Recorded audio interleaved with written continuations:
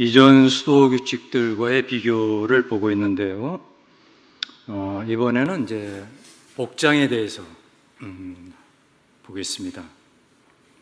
사실 이 복장은 형제들에게 있어서 구별하는 어떤 표지가 되기도 했고, 또 형제들 사이에 일치와 유대의 이제 표지가 되기도 했습니다. 그러나 작은 형제들의 이 수도복은 그것으로 그치는 것이 아니었습니다.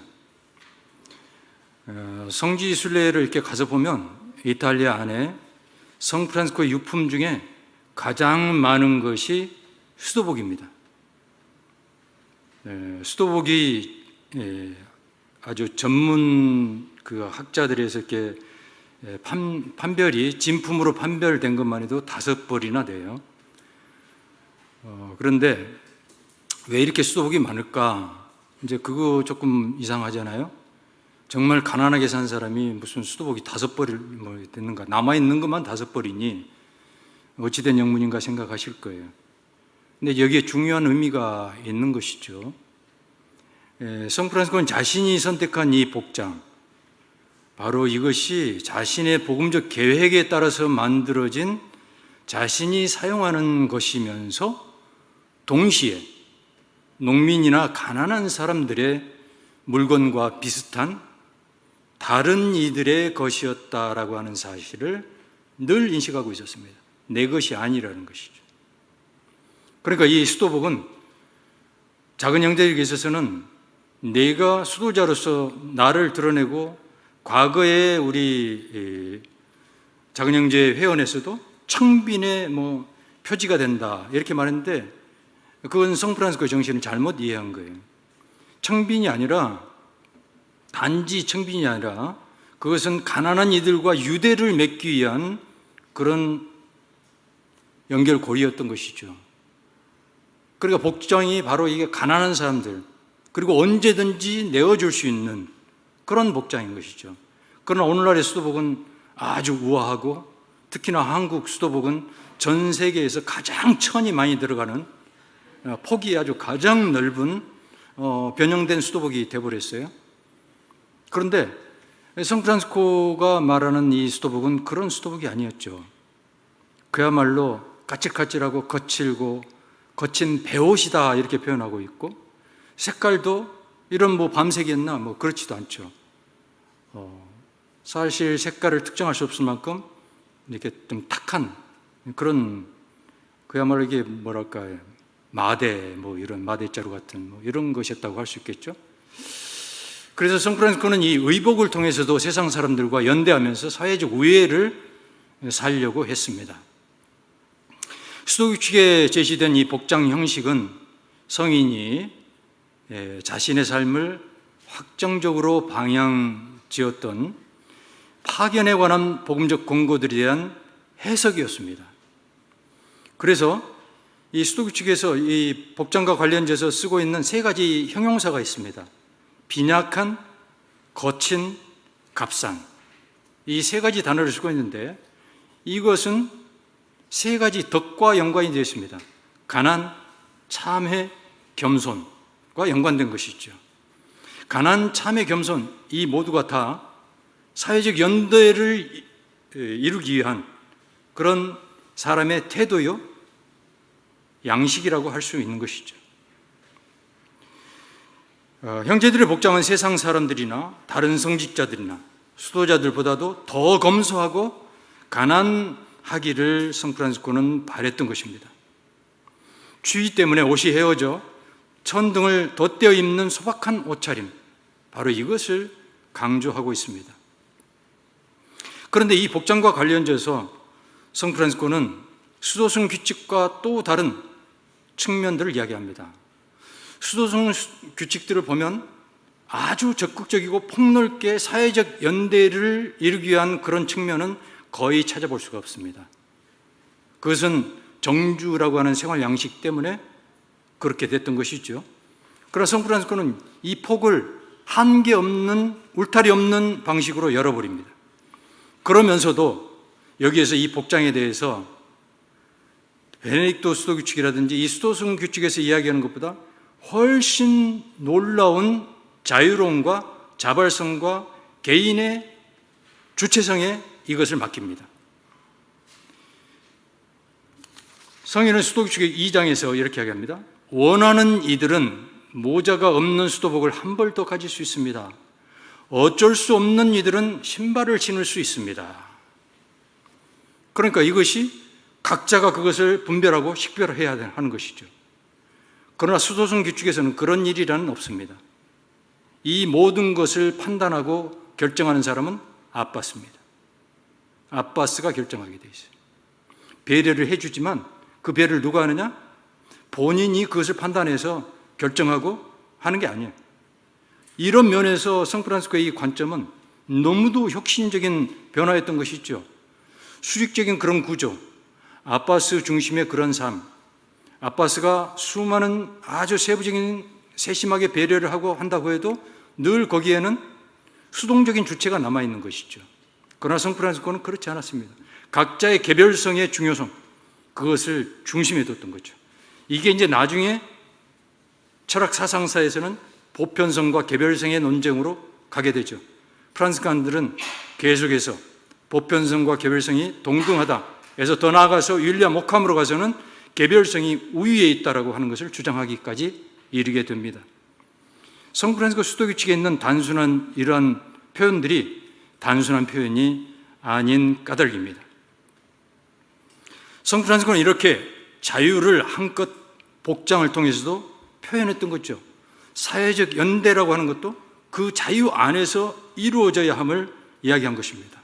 그래서 성프란시스코에서 이 수도복은 복음의 해석이자 사회적 연대의 방식이었고, 그리고 자유의 토대를 둔 그런 삶, 인격의 그 개별성을 존중하는 태도의 표현이었던 것입니다. 그 다음에 일에 대해서 한번 보겠습니다. 베네딕토 수도규칙은 일에 관한 수도승 전통을 잘 이야기해주고 있습니다. 노동은 수도승 생활에서 특별한 위치를 차지하죠. 수도승들에게 있어서 가장 중요하고도 우선적인 일은 오프스 데이, 하느님의 일, 바로 그것입니다. 그것은 시간 전례입니다. 성무일도죠. 이것이 가장 중요한 하느님의 일로 여겨졌습니다. 노동은 더 근본적인 기도에 도움이 되기 위한 그런 것이었습니다. 그래서 원칙적으로 한가함은 영성생활에 해로우니까 피해하고 노동과 독서가 균형 있게 배정되도록 주의를 기울여야 한다라고 48장에서 이야기를 하고 있습니다. 그런데 수도승들은 자기 자신에게 직접 맡겨진 다양한 일들을 직접 했지만은 덕행의 모범이 되어야 했기 때문에 일종의 고용된 노동자에 의해서 이 일이 이루어지는 것이 더 일상적이었습니다. 그러니까 덕행의 모범을 보이는데 너무 과부하가 걸린다 그러면 그것을 고용된 노동자한테 일을 맡겼다는 이야기인 거죠. 수도승들은 아주 힘든 노동에는 익숙하지 않았습니다. 이 일은 공동체 유익을 위해서 필요하고 그 일을 하는 형제의 수도 정신에 해가 되지 않아야 한다고 생각했기 때문에 자기가 선택하는 것이 아니라 주어졌습니다. 주어졌어요. 자기가 선택하는 것이 아니라. 그리고 노동은 기도와 덕행의 삶에 유익할 수 있을 때 비로소 의미가 있다고 보았습니다. 노동은 공동체에서 연대감을 이루는 하나의 방법으로 여겨졌기 때문에 혼자 일하는 벌을 받으면 일보다는 공동체로부터 제외되는 것을 의미했던 것이죠. 그리고 수도승들은 그 수도승원 울타리 안에 일을 할 수 있는 작업소, 도구들 이런 것들을 다 갖추고 있었습니다. 그러나 프란시스코의 방식은 완전히 달랐습니다. 그 어떤 곳에서도 어떤 도구를 갖기 위한 작업 장소를 가진다든지 작업에 있어서 어떤 장이 된다든지 관리인이 된다든지 감독자가 된다든지 이런 것은 일체하지 않도록 했습니다. 손노동과 허드렛 일을 했고 다른 사람의 밑에 가서 그들에게 복종하면서 일하라고 이야기를 합니다.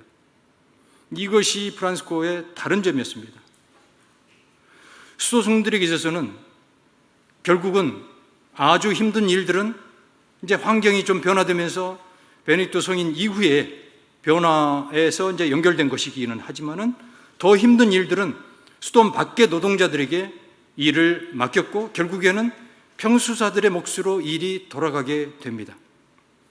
그러나 프란시스코에게 있어서는 이 일은 형제들이 직접 허드렛 일, 손노동을 하면서 그렇게 가난하고 소외된 사람으로서 사회 밖에서 일하고 있는 사람들, 그들의 처지로 내려가서 그들과 벗이 되어서 형제가 되어서 그들과 함께 땀을 흘리고 그들과 함께 고통을 호흡하면서 하는 형제적 사랑의 표시로서의 노동이었다라고 하는 것입니다. 이 일은 그래서 어떠한 일이어도 그것을 하나님의 은총으로 성 프란시스코는 표현하고 있습니다. 프란시스코도 이 일의 수도적, 금욕적 가치를 부인하지는 않았습니다. 그러나 그는 일에 관해서 수도승적 삶에서보다 훨씬 더 복음적이고 현대적인 이상을 가지고 있었습니다. 오늘날 우리가 사회 교리에서 보는 것처럼 그는 노동이 아닌 노동하는 인간을 중심에 두었던 것입니다. 어디에서도 그 인간이 침해받고 차별을 받는다면 그는 참을 수 없었고 그러한 상황을 직시하면서 그것을 깨뜨리고 그들을 복음 안에서 통합시키고자 그들에게로 내려갔던 것입니다. 이 일은 그러한 형제적 사랑과 사회적 연대의 표시였던 것입니다. 그래서 프란시스코는 육체적 노동 안에서 힘겨운 과제뿐 아니라 사회적 차별을 바라보고 그것을 극복하고자 끊임없이 노력했던 것입니다.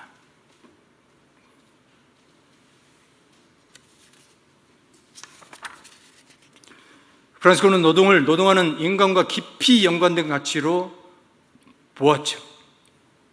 노동의 종교적 가치를 중요시하면서도 모든 일을 부르심에 대한 봉사로 보았던 것입니다. 모든 형제는 남의 집에서 일하기 위하여 어느 곳에서든지 감독관이나 관리인이 되지 말아야 하며 봉사하는 집에서 주관해서는 안 됩니다. 같은 집에 있는 모든 이보다 더 낮은 사람이 되고 아랫사람이 되어야 합니다. 모든 일터에서 모든 이에게 순종한다는 원칙과 태도는 인간적인 권력과 재력이 지배하는 경제 질서가 아닌 하느님의 선, 인간 기본권, 사회의 정의, 평화를 추구하는 하나의 대한 경제를 건설한다는 말과 크게 다르지 않은 것입니다. 다음에 죄 지은 형제들에 대한 조처라고 하는 이 측면에 있어서도 프란시스코의 관점은 아주 획기적이었습니다. 수도승들의 규칙을 보면 정말 중용과 균형을 잡아간 베네딕토 수도 규칙마저도 무려 6개의 장에 걸쳐서 23장부터 28장에 걸쳐서 이른바 참회법전이라고 하는 길고 긴 잘못한 사항에 대해서 어떻게 책벌할 것인가에 대해서 규정하고 있습니다. 가벼운 잘못, 심각한 잘못, 더 심각한 잘못, 매우 심각한 잘못, 이렇게 크게 4가지로 나누고 이 핵심은 뭐냐? 그 잘못에 비례한 책벌이 가해진다라고 하는 것이었습니다. 비례적인 책벌, 이것이 수도승 규칙들의 잘못에 대한 책벌 원칙이었습니다. 거기에서 자잘한 배려와 관용 이런 것들이 있죠. 그러나 성 프란시스코는 이런 처벌 방식과 완전히 달랐습니다. 이런 엄격한 비례 원칙을 완전히 버려버립니다. 그러면서 거기에서 등장하는 2가지 구절, 이것은 프란시스칸 죄에 대한 그런 태도가 무엇인지를 잘 말해줍니다. 자비롭게 하느님 앞에서 더 낫다고 판단되는 대로입니다. 자비롭게 하느님 앞에서 더 낫다고 판단되는 대로, 바로 이것이죠. 원수의 충동으로 대죄를 지었으면 그 형제가 가능한 한 빨리 봉사자들에게 가야 할 의무가 있습니다. 봉사자가 사제라면 자비롭게 보석을 줄 것이고, 사제가 아니라면 우리 회의 다른 사제를 통해 하느님 앞에서 더 낫다고 판단하는 대로 보석을 주게 할 것입니다. 복음적 사랑으로 영혼을 돌보는 데 초점을 맞추고 있습니다. 철저히 그렇습니다. 당시의 후밀리아티나 당시 탄생한 도미니코의 설교자들의 회나 마리아의 종들의 회의 처벌 방식과도 전혀 달랐습니다.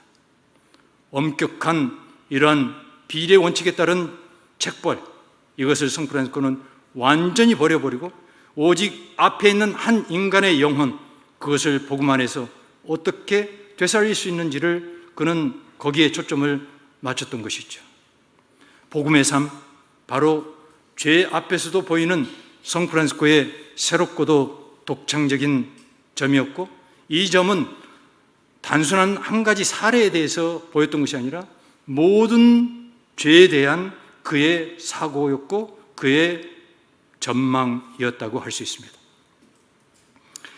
그 다음에 이제 행정구조와 형제관계를 한번 보겠습니다. 여기에 이제 중요한 것은 총봉사자와 총회라고 하는 것을 볼 수 있는데요. 사실 장상직이라고 하는 것은 뭐 수도승원에도 다 있었죠. 그 장상직 자체가 새로운 것이 아닙니다. 프란시스코에게 있어서. 문제는 뭐냐? 거기에서 새로운 것은 그 장상의 직무와 역할이라고 하는 것이 본질적으로 달랐다는 것입니다. 그것은 명칭으로 표현했어요. 아무도 장상이라고 부르지 말 것입니다. 장상이 없어, 그러면. 그리고 뭐라고 부르라 했어요? 봉사자와 종이라고 하는 말을 썼어요.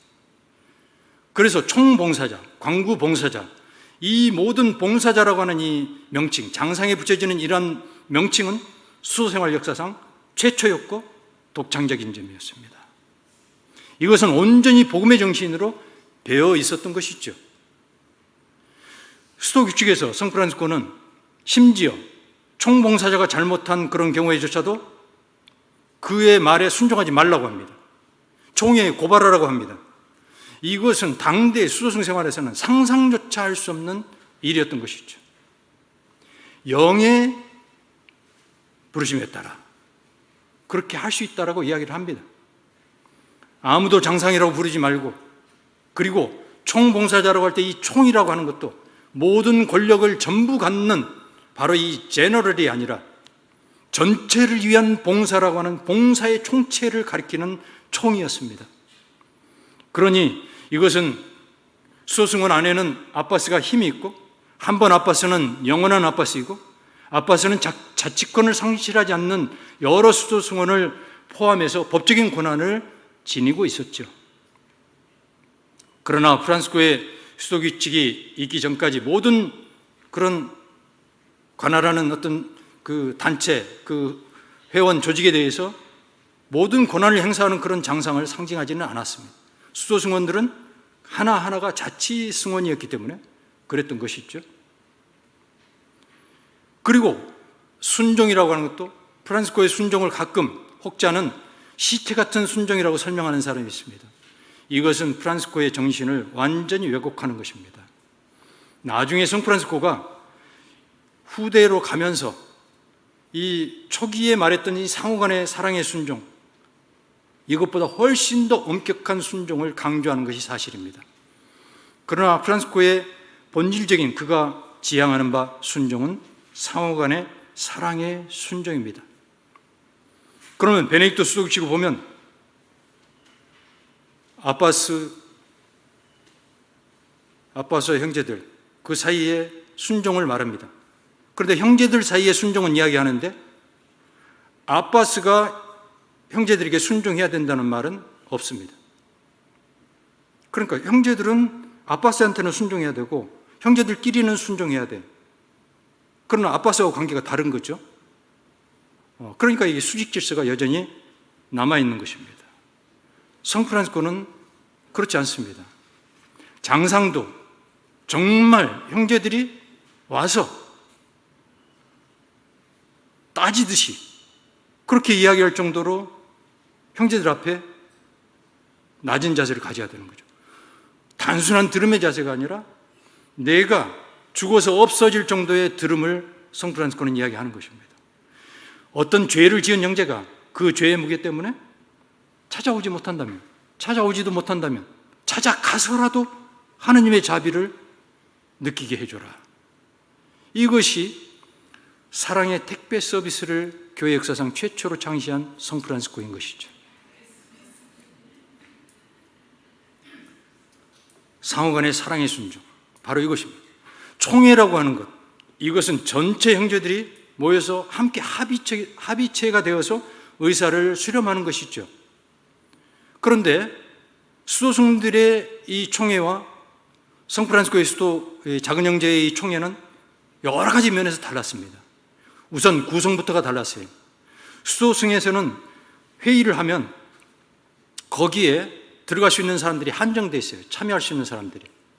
그러나 성프란시스코는 수련자까지도 전부 참석을 했어요. 물론 요즘은 그렇게 하지 않죠. 그렇지만 초기에 그 형제들의 총회에는 모든 형제들이 다 참석을 했어요. 그러니까 뭐 돗자리 총회 같은 데는 3,000명에서 5,000명까지 이야기를 하죠. 그렇게 많은 사람이 참석을 해요. 구성이 벌써 달랐습니다. 1221년까지 모든 형제가 참석을 했습니다. 이것은 그 당시 수도에서는 찾아볼 수 없는 새로움이었습니다. 또 수도승들의 회의는 소수의 수도승들에게 권한이 집중된 일종의 과두제라고 할 수 있습니다. 그러나 작은 형제들의 이 회의는 형제들의 폭넓은 참여를 통해서 권한이 나누어지는 철저한 민주적인 방식이었습니다. 회의의 목적도 달랐습니다. 작은 형제들의 회의는 첫째가 안건을 토의하는 것이 아닙니다. 형제들의 친교입니다. 복음 안에서의 친교입니다.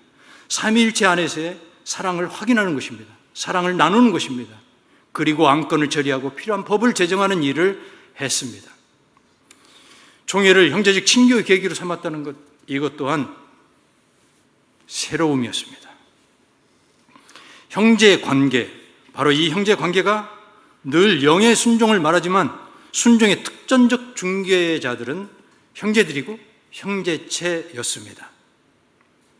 아빠스의 명령에 순종해야 할 뿐만 아니라 모든 수하가 그들의 장로들에게 순종해야 한다라고 규정하고 있는 베네딕토 수칙 71장, 여기에서는 순종을 첫 단계로 보고 있습니다. 겸손의 첫 단계로 보고 있습니다. 동시에 위계적 순종이 베네딕토 수칙이긴 했는데 여기에서 순종에서는 장사인 아빠스는 늘 특전적인 중개자입니다. 그러나 성프란시스코는 그러한 순종을 원하지 않았습니다.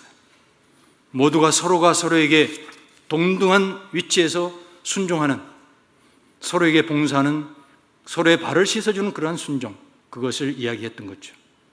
또 수칙 10장에 보면 새로움이 있습니다. 형제적 방문과 봉사자가 형제들을 방문하지 못할 때 형제들이 봉사자를 찾아가서 도움을 청하는 것, 이것 또한 새로운 제도였습니다. 이것은 형제들의 영혼을 어떤 방식으로든 잘 돌보기 위한 성프란시스코의 사목적인 독창적 사고였다고 말할 수 있는 것입니다. 설교에 대해서 보겠습니다. 성프란시스코가 살던 시대는 말씀의 시대라고 할 만큼 말과 말씀이 교회 안팎을 가득 채웠습니다. 수도원과 학원에서 거리로 상업혁명으로 형성된 상업 루트를 따라서 각자의 목소리를 내고 이익을 얻기 위한 활발한 움직임이 있었습니다. 상업, 정치, 사회, 교회, 어디든 특정 계층이 독점하던 이 말씀은 이제 대중어를 쓰면서 수평의 질서를 형성하는데 풍요로운 힘을 재발견하도록 해 주었습니다.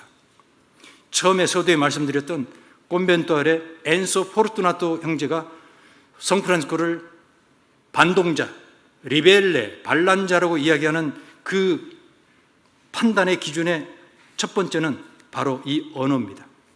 성프란시스코는 과감히 교회의 언어, 그리고 유식한 자들이 사용하고 있던 라틴어를 버려버리고 대중과 소통하기 위해서 대중어, 이른바 볼가레를 사용했다는 것입니다.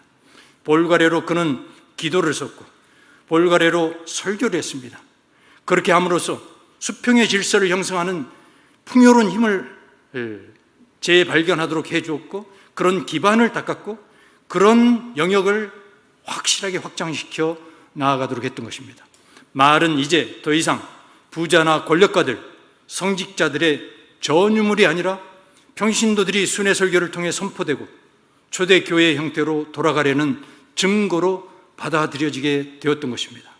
성프란시스코를 이은 수많은 작은 형제의 13세기, 14세기에 이르는 대중 설교가들은 바로 이런 대중 언어를 통해서 수많은 사람들에게 다가갔고, 도시 중심으로 가서 수도원을 자리 잡게 된 것도 편한 자리를 찾아간 게 아니라 대중 언어를 통해서 수많은 대중을 더 쉽게 만나게 해서 도시 안으로 찾아갔던 것입니다.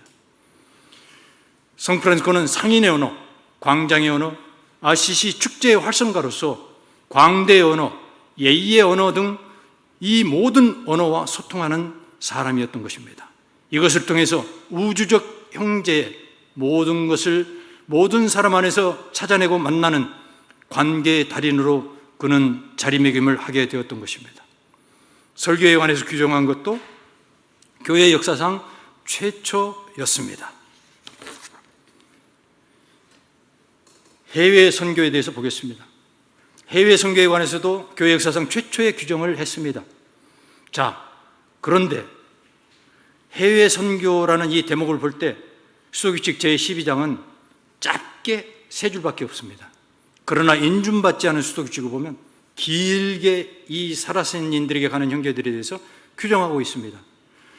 1221년에서 23년간은 바로 불과 2년 남짓밖에 안 되는 이 기간 안에 무슨 일이 벌어진 것인가? 교회는 사실 성프란시스코의 완전한 복음 안에서의 교회에 대한 순종 때문에 성프란시스코를 내치지 못했지만 사실 성프란시스코는 눈엣 가시였습니다. 제가 볼 때 그렇습니다. 왜?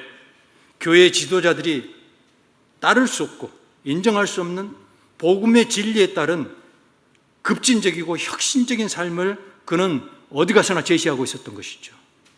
그의 말 한마디, 행동 하나가 은연중에 교회를 부패하는 성직자들을 비판하고 있었던 것입니다. 그는 그 누구도 입에 거론하면서 그렇게 하지 않았습니다. 아무리 죄를 지은 사제라 하더라도 그들에게 복종하고 그들이 우리에게 전해주는 주님의 몸을 주님의 몸으로 주님을 전해주는 그 사제를 공경하라고 성프란시스코는 이야기를 했던 거죠. 해외 선교와 관련져서 그렇게 성프란시스코에 인준받지 않은 수도교육직에 했던 많은 내용이 사라져버린 이유, 성프란시스코는 당시의 교회가 사라센인들, 회교도들을 바라보는 시각이 어떠했을까? 교황의 공식 문화에 강도들, 도적들이라는 표현들이 나옵니다. 그렇게 당시의 교회는 교회 밖에는 구원이 없다. 교회만이 완전 사회로 여겨졌습니다. 그런데 사라센인들은 교회 밖에 있는 구원과는 전혀 상관없는 악의 무리였던 것이죠. 그런데 성프란시스코는 그들에게 복종하라고 이야기를 합니다. 복종하면서 복음을 전하라고 이야기합니다. 그러니 이 내용이 들어간 수도규칙을 교황청에서 인정해 주겠습니까? 교회가 그런 무리들을 어떻게 형제로 받아들이고 그들에게 가서 무릎을 꿇고 복음을 전하다니 말이 안 되는 것이죠. 프란시스코 동시대 교회와 사회 많은 이들에게 하느님은 성지 정복을 위한 십자군 전쟁과 폭력을 정당화하는 힘과 소유의 신이었습니다. 그러나 프란시스코에게 하느님은 비폭력과 평화의 정신으로 사람들 사이로 들어가서 그들의 일과 삶을 나누고 온 세상의 모든 사람을 이해하는 친교를 구축하도록 형제들을 초대하는 겸손한 섬김의 하느님이었던 것입니다. 이 평화의 사명은 그리스도인이든 회교도인이든 상관없이 기본적으로 하나이며 같았던 것입니다. 회교도인들도 성프란시스코에는 하느님 앞에 똑같은 형제 자매들이었던 것입니다. 우리가 잘 알고 있는 야고보 비트리 추기경, 그의 설교를 보면 회교도에 대한 얼마나 폐쇄적이고 보수적인 의견을 가지고 있었는지 알 수 있습니다. 성프란시스코를 보면서 그렇게 감탄하고 급진적인 그 모습에 새로움을 극찬하고 있었던 야고보 비트리도 회교도인들에 대해서만은 죽일 놈으로 보고 있었던 것이죠. 그런데 성프란시스코는 그와 정반대의 방향으로 그들에 대해서 복음의 메시지를 전했고, 그는 회교도들의 기도 시간에 샬랏 기도시간을 알리는 상아뿔 나팔을 선물로 받아서 가져왔으니 그의 선물이 아시시 성프란시스코 대성당 유물 보관소에 보관되어 있습니다. 그 뿔은 단순한 유물이 아닌 것이죠. 그의 복음을 향해서, 그 복음에 녹아들어서 온 세상을 향해서, 이교도인들을 향해서 복음으로 다가갔던 복음의 사람 성프란시스코를 보여주는 복음의 표징이라고 할 수 있는 것입니다. 그럼에도 불구하고 그런 교회를 성프란시스코는 보면서도 교회에 끝까지 순종했고, 그 순종을 통해서 교회를 쇄신시키려 했던 것입니다. 이제 성프란시스코의 수도규칙의 정신을 보겠습니다. 성프란시스코의 수도규칙은 형제 개인의 고유함과 인격을 평등의 바탕 위에서 폭넓게 존중하는 까닭에 자유와 민주주의의 기념비라고 할 수 있습니다. 이것은 하나의 프란시스코한 신앙 고백이자 영성 지침이며 형제회의 근본이라고 할 수 있는 것입니다. 사실 프란시스코 수도규칙의 영성적 신학적 핵심은 수도규칙 10장 8절입니다. 주님의 영과 그 영의 거룩한 활동을 마음에 간직하는 것, 바로 이것이죠. 우리가 아무리 많은 사랑을 지녀도, 우리가 많은 일을 지녀해도, 다른 사람에 대해서 친절해도, 복음에 대해서 해박한 지식을 가져도 얼이 빠져 있으면, 주님의 영이 아닌 것으로 떠들어대고 행동을 하고 있다면 그것이 무슨 소용이 있겠습니까? 성프란시스코 수도규칙의 10장 8절, 이것은 가장 중요한 핵심입니다. 복음을 실행하는 형제들의 삶은 바로 모두가 다 이 근본 정신 위에서 이루어져야 하는 것입니다. 저는 바로 이 부분을 길게 여기서 설명하려는 것이 아닙니다. 좀 더 구체적인 부분, 그것을 말씀드리려고 합니다. 많은 것을 다룰 수 있지만 가난과 자금, 자유, 평등, 형제, 이것을 간략간략하게 설명드리겠습니다. 성프란시스코의 삶은 하느님 사랑의 체험으로부터 시작되었습니다.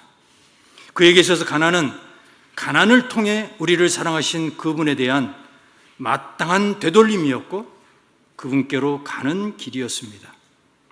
프란시스코에게 복음적 가난은 목적 자체가 아니었고 수도적인 초연함만을 가리키는 것도 아니었습니다. 프란시스코와 초기 형제들은 이 세상에 존재하는 모든 것이 실제로 하느님에게만 속함으로 우리에게는 아무것도 속하지 않는다는 자명한 사실을 가난이라는 삶의 방법과 영성으로 살아가고자 노력했던 것입니다. 가난은 세상 안에 가난하고 소외된 이들과의 만남과 연대를 이루는 육화의 길이었던 것입니다. 벌거벗은 그리스도를 따라, 바로 라틴어 그 유명한 표현 누두스 누둠 크리스툼 세퀴, 바로 이 그리스도를 따라서 삶으로써 복음을 그는 선포했습니다. 그래서 인준받지 않은 수도규칙에서 이렇게 이야기합니다. 전하고 멸시받는 사람들, 가난하고 약한 사람들, 병자와 나병 환자들, 길가에서 구걸하는 사람들과 함께 지낼 때 기뻐해야 합니다 라고 말합니다. 당시 돈과 재산의 기초를 두는 새로운 경제가 시작되었을 때 그것은 바로 인간을 물질화하고 도구화하고 인간의 존엄을 파괴했습니다. 그는 그 현실을 직시하면서 금과 은이 다스리는 곳에 사람들 사이에 진정한 형제가 깊어갈 수 없음을 보았고, 바로 그래서 그는 이 사회의 이면을 보면서 새로운 우상과 화해하는 것을 철저히 거부했던 것이죠. 돈과의 결별, 철저한 가난의 선택, 바로 그것은 바로 이 사회를 모든 사람을 복음 안에서 사랑으로 통합하고 사랑 안에 머물기 위한 하느님의 선을 함께 공유하기 위한 그의 몸부림이었다고 할 수 있습니다.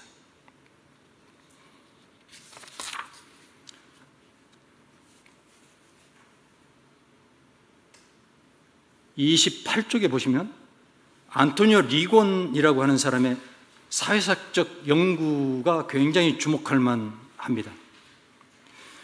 저도 이것을 최근에 이것을 이제 보게 됐는데요. 당시 사회의 공중증서와 법령, 교황성과 도시연대기에도 작은 형제들은 무엇보다도 가난한 사람들과 함께 가난한 사람들로 나타난다.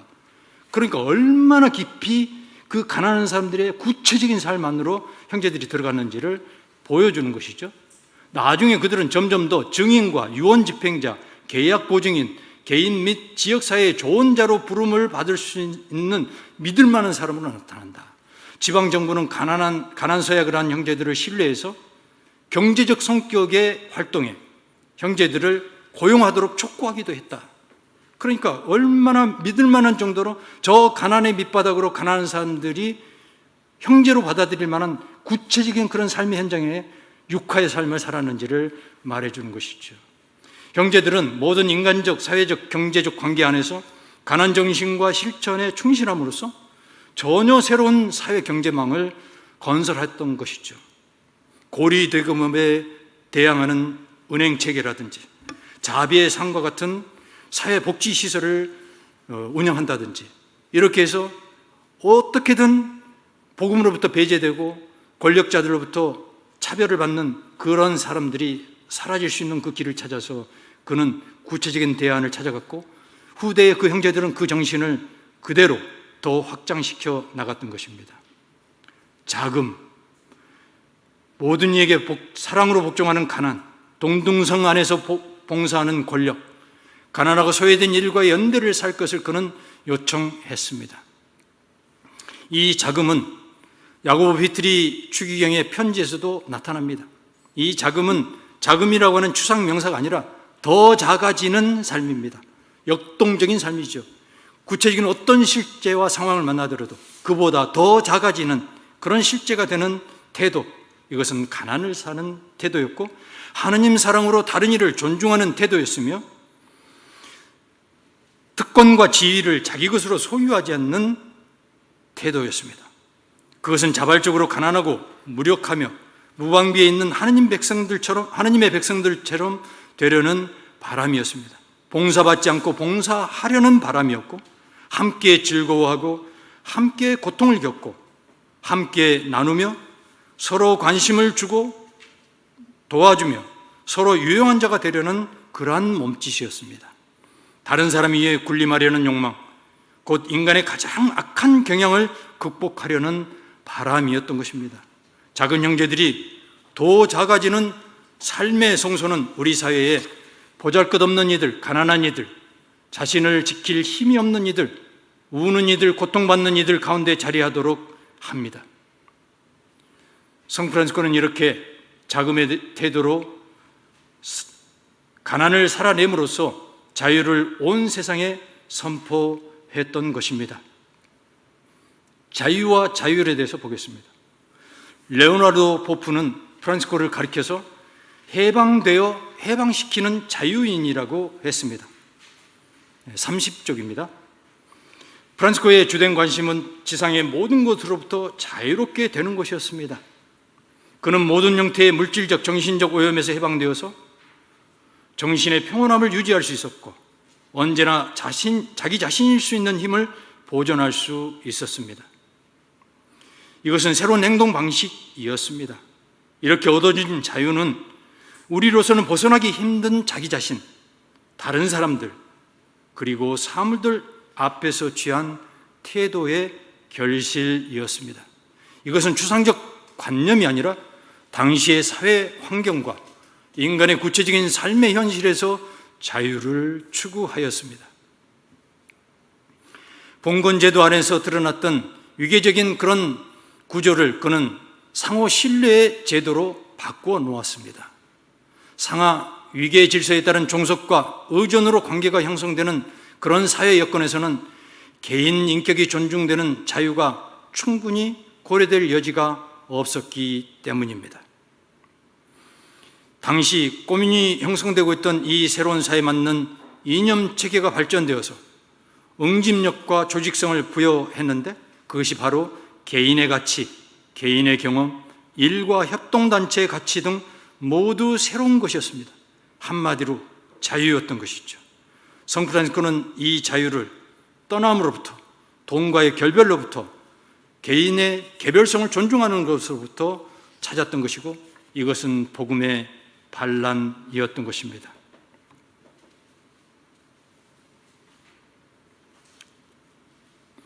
성프란시스코는 수도교 측에서 개인의 자유와 창의성, 결정을 최대한 존중합니다.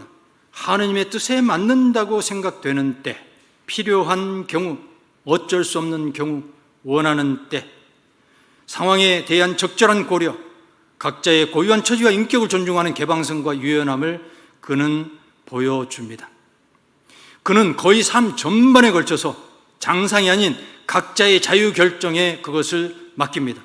수도복을 기워 입는 것, 전례 기도에 필요한 책을 소유하는 것, 이 일을 위해 연장을 갖는 것, 주어진 음식을 먹는 것, 작은 형제들의 생활에 어긋나지 않는 일을 선택하는 것, 이 일을 생계 유지와 연결 짓는 것, 그리스도인들 사이에 머물거나 이교인들에게 가는 것, 봉사나 설교를 위해 사람들 가운데 현존하는 방법 등 이러한 자유는 자율적인 결단을 통해 개방된 존재로서 현존하는 실존적인 자유를 보여줍니다.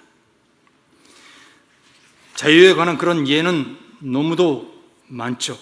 이것은 수도승 규칙들이 보여주는 것과는 너무도 다른 측면들을 보여주는 것입니다.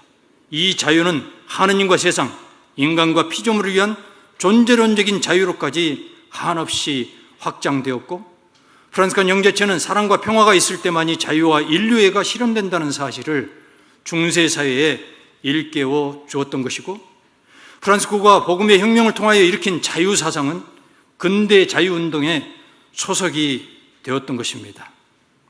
사상적으로 전개되고 있는 이 자유의 사상에 대해서는 내일 아마 더 폭넓게 들을 수 있기 때문에 언급을 여기서 생략하겠습니다. 평등, 모든 형제가 아무도 장상이라고 부르지 말고 모든 형제는 서로 간에 어떤 권한이나 지배권도 가지지 말라고 하는 이 평등성, 이러한 선택은 매우 근본적이었습니다. 이것 또한 모든 이들과 함께 하기 위한 사회적 연대의 방식이었고, 그러한 평등을 통해서 자유를 이루고 형제애를 끝없이 확장시켜 나가기 위한 그의 생각이었던 것입니다. 당시 폐쇄적인 신분제와 달리 그는 성직이나 학식, 재산, 장상직, 귀족, 평민 그 어떤 이유나 조건으로도 형제에 받아들인 사람을 차별하지 않았습니다. 바로 이러한 차별성 없는 인격적 다양성을 극복하는 평등의 길을 연 성프란시스코, 이것이 후대의 르네상스와 근대 자유사상에 큰 영향을 미치게 되는 것입니다.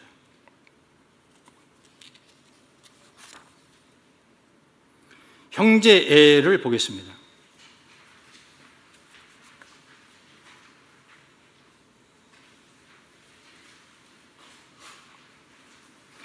형제애는 앞에서 좀 많은 부분을 이야기를 드렸는데요. 무엇보다도 성프란시스코의 특징적으로 볼 수 있는 것은 식구, 그리고 한층 더 사랑하며 기르라고 하는 이러한 점은 굉장히 지속적이고 함께하고, 그리고 동등한 형제가 되어서 깊은 관심, 개방성 안에서의 사랑, 타자 중심의 사랑, 이것을 성프란시스코는 보여주고 있습니다. 자신의 생명을 건네줘야 하는 이 사랑의 지속적인 책임을 강조하고 있는 성프란시스코의 사랑, 이 사랑은 온 지구에 존재하는 모든 존재가 한 가족이라고 하는 우주적 형제애를 보여주고 있고, 이러한 형제애가 성프란시스코의 새로운 차원을 보여주고 있습니다. 이것은 앓는 형제들에 대해서도 마찬가지입니다. 시간 관계상 여기에 대해서 길게 설명하지 않고 마무리로 좀 들어가겠습니다. 프란시스코 수도규칙의 의의에 대해서 좀 살펴보겠습니다. 지금까지 프란시스코 운동의 새로움, 또 수도규칙의 이전 규칙들과의 비교를 통해서 프란시스칸 새로움, 노비타스 프란츠카의 구체적인 내용들을 살펴보았습니다. 그 새로움은 세상이나 인간이 아니라 창조주 하느님과의 만남으로부터 왔고, 복음에 기초해서 복음 자체를 삶으로써 드러나고 실현된 새로움이었습니다. 이 삶은 돈과 물질로부터 철저히 이탈하고 해방됨으로써 자유를 얻고, 자유와 평등의 기초 위에서 형제애를 함께 나누는 새로운 생활 방식이었습니다. 프란치스코의 이러한 삶은 그가 단순히 기존의 삶에 자극을 주고 얼마간의 변화를 가져다 준 개혁가가 아니라 순종하는 반란가 또는 복음의 혁명가였음을 분명히 보여줍니다. 이러한 그의 정신은 교회 쇄신과 사회개혁의 원동력이 되었을 뿐만 아니라 프란치스칸 인물과 정신을 중심으로 한 문학작품, 성당과 수도원 건축, 그림, 장식, 신심, 전례, 사회적 사고방식 등 폭넓은 영향을 미쳤습니다. 프란치스코는 시인 단테, 화가 조또와 더불어서 중세 말 이탈리아 르네상스의 초석을 마련한 인물로 손꼽힙니다. 이들은 제속 프란치스코 회원이었습니다. 프란치스코의 영성과 정신은 제속 프란치스칸들인 단테와 조또에게 깊은 영향을 주었고, 단테와 조또는 서로 영향을 주고 받았습니다. 조또는 파르마에서 단테를 만난 뒤에 피렌체 포데스타 궁 내부 경당 벽화에 단테를 그리고 그 옆에 거울을 보고 있는 자신의 초상을 그려서 단테와의 지울 수 없는 인연을 새겨 놓았습니다. 또 조또는 성프란치스코 대성당 아래층 성당의 주 제대 위의 그림에 거기에 제속 프란치스코 회원의 대표로서 단테를 그려 넣었습니다. 그만큼 둘은 긴밀하게 성프란치스코의 정신을 주고 받았고 그것을 예술과 문학으로 표현했던 거죠. 열정적이었던 프란치스코는 프랑스어로 하느님을 찬미하는 노래를 부르고 산문체 글로 표현하는데 만족할 수 없어서 운문체 시를 지었습니다. 이것이 이탈리아 시 장르가 발달한 기원이 되었고 단테의 신곡으로까지 이어졌습니다. 태양의 창가는 이탈리아 문학의 초기 시에 해당되고 프란치스칸인 단테와 페트라르카는 민족 언어의 일반화, 고급 언어의 문화 창달을 위한 역할과 중요성을 일깨우는 이들의 성구적인 창작 노력은 새로운 인간, 현대적인 인간, 자아를 형성하는 인간, 창조를 의식하는 인간을 출현시켜서 르네상스의 인간을 보게 합니다. 그리스도의 인생의 중심을 두었던 성프란치스코의 그 관점은 사람을 중심에 두게 만들었고 그것이 문학과 예술에 영향을 주었던 거죠. 또 작은 형제 회원인 자코포네 토디는 프란치스코의 시 형식을 따라서 찬미가와 시를 지었고 그의 90여 편의 시가 14, 15세기에 이탈리아에 널리 퍼지게 되었습니다. 프란치스코가 그레치오에서 거행한 구유회식은 이탈리아 최초의 신비극이었습니다. 프란치스코의 생애에 관한 그림은 이탈리아 회화의 기원이 되었고 르네상스 최초의 화가로 평가받는 조또는 성인의 생애를 28표의 프레스코화로 그렸습니다. 성인의 생애와 다양한 일화는 회화의 전통이 되었고 특히 신비주의적인 움브리아 화파와 화가들 사이에서 가장 많이 그려졌습니다. 치마부의 이전의 화가들, 치마부의 조또, 카라바조, 귀도 레니, 루벤스, 반 다이크에 이르는 대가들이 프란치스코에 관한 그림을 그렸습니다. 이 그림을 따라가다 보면 그리스도교 미술사를 다 고찰할 수 있다는 말이 나올 정도입니다.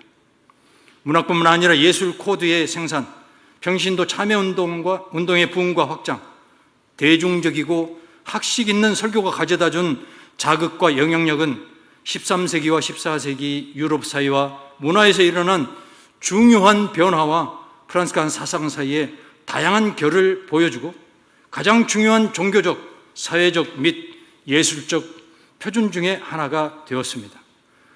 스토이치게 갖는 의의는 첫 번째로 복음 자체를 살았다고 하는 점입니다. 복음 자체를 생활 양식으로 삼아 그 안에서 모든 해결책을 찾았고 복음의 눈으로 바라왔다고 하는 점입니다. 두 번째는 그리스도의 인성에 집중했고 그래서 그 땅에 발을 딛고 하늘을 바라봤던 그 인간이 이제는 하늘에 계신 하느님의 마음으로 땅에서 고통받고 순환하고 땀을 흘리며 살아가는 그 인간을 중심에 두고 하느님의 눈으로 그 인간을 바라보았다고 하는 점, 그 가난하고 소외받는 이들에게 눈길을 돌렸다는 바로 이 시각의 전환, 바로 이것이 인본주의 사고의 시발점이 되었고, 시오노 나나미는 그래서 성프란시스코를 최초의 르네상스인이라고 그를 불렀습니다.